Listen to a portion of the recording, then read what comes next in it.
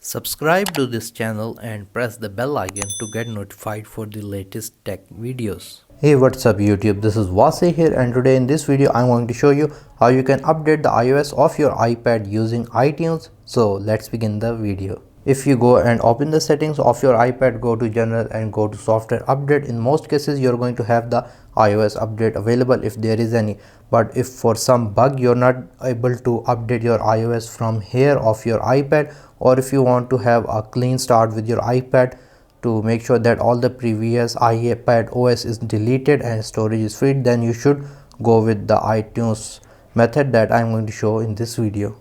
For this you're going to need a total of 4 things.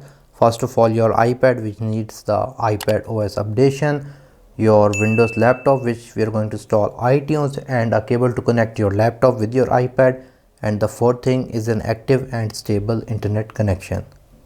Here I am on my Windows laptop. The first thing that you're going to do is to open any browser and open the website support.apple.com, because we want to download iTunes, which is a software officially provided by Apple in order to update iOS of our iPad or iPhones.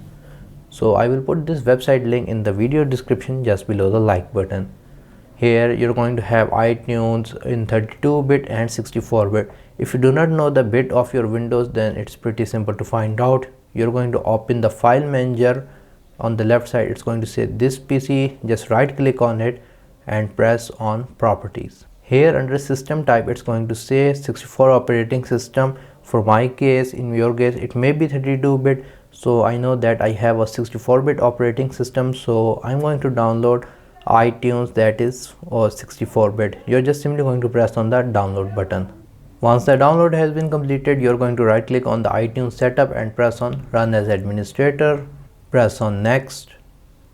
We're going to uncheck use iTunes as default player. Here is the destination folder where it is going to be installed. If you want to change it, you can do so. Press on install. Press on finish and it should open iTunes. Here a pop-up is saying a new version of iTunes 12.12.8 is available. Would you like to download it now? So before you update the iOS of iPad, I highly recommend that you update your iTunes to the latest version. So we're going to press on download iTunes. Here a box will show up Apple software update. It's showing iTunes and iTunes again, so it's showing two versions, 12.7 and 12.8. so we're going to uncheck the older version and only select the newer version and press on install one item. Now it's going to download and install iTunes simultaneously, so it's going to take a little bit of time. Here it says to finish installing the software you need to restart your computer. Click yes to restart now, or if you plan to manually restart later. So I'm going to restart my PC. Once restarted, we're going to open iTunes again. Press on agree. And now what we are going to do is to actually connect our iPad to this PC using the cable that is provided. So first of all, I'm going to unlock my iPad, and now I'm simply going to connect the Type-C cable. And here you're going to have two prompts both on your iPad and on your Windows PC. On your iPad, you're going to press on trust this computer, and if it's going to ask for the passcode to unlock your iPad, just simply type it. And here in our PC, we're going to press on continue again. Here it says welcome to your new iPad. We're going to press on continue. Press on I have read the agreement and press on continue again. Here it's going to show you all the details of your iPad. So the thing that we need to do is to actually update the iOS of the iPad. Here you can see it says iPad OS 16.2. A new version of the iPad is available, which is iOS 16.4.1. So we're going to press on the update button for now, so that iTunes actually first downloads the iPad OS onto my Windows PC, and then we're going to install it. We're going to press on update again.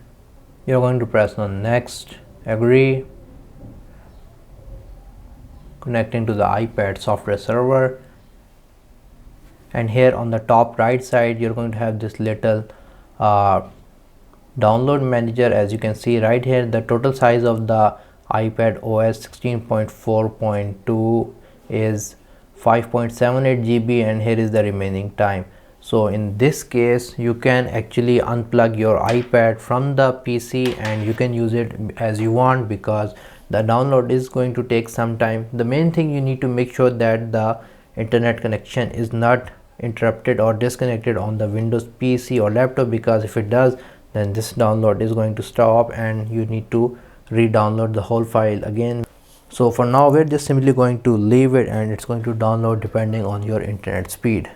Now that iPad OS has been downloaded, we can now install the latest iPad OS onto our iPad. So we're going to reconnect our iPad to this PC, and we're just going to close this pop-up. Here you're going to have your little iPad icon on the top left side. Press on this iPad icon and it's going to show all of your information. The first thing that we're going to do is to actually back up our iPad, because we want to have our data if something bad happens. So here on automatically backup, make sure that this computer is selected, and you're going to press on the backup now button, and all the data will be backed up onto your Windows PC. If you want to backup on iCloud, you can select iCloud as well, but I do not want to backup any of the data, so that's alright for me. Now for the update, you can either update or restore iPad. For update, it's going to add the new iPad OS onto your iPad without deleting anything on your iPad.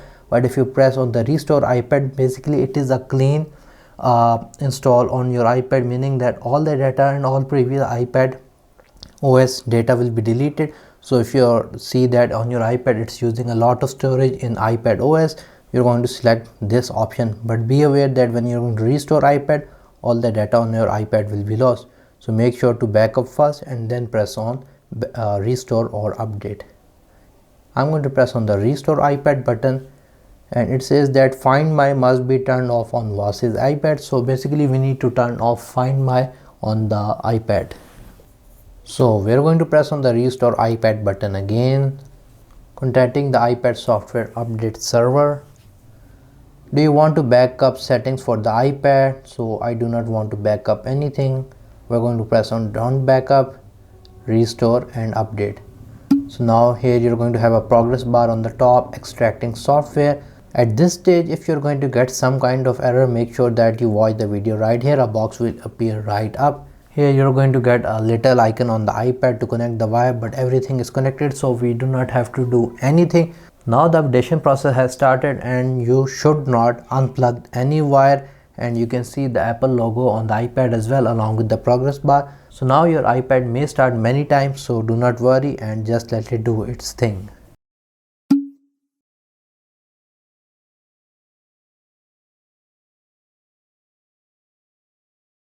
Here it says your iPad has been restored to factory settings and will restart.